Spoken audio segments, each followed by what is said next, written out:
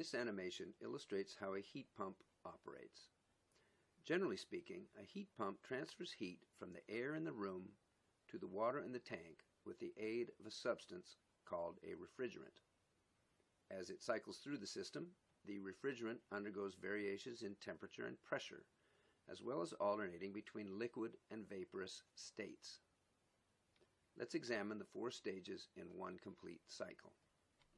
In the beginning of a cycle, the refrigerant is in a cold, low-pressure, liquid gaseous state, flowing through tubes that are exposed to room air.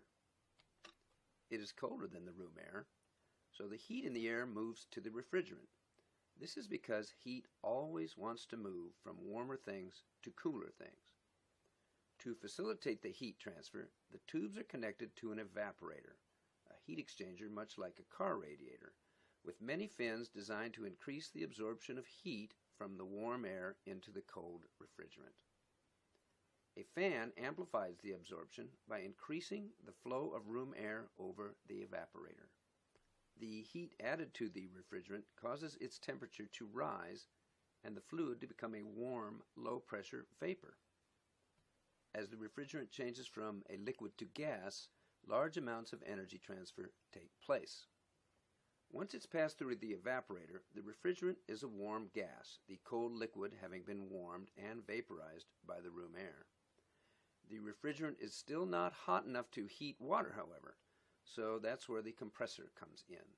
The compressor raises the pressure of the gas, which also raises its temperature. Once it's hot enough, the heat will flow from the refrigerant to the water.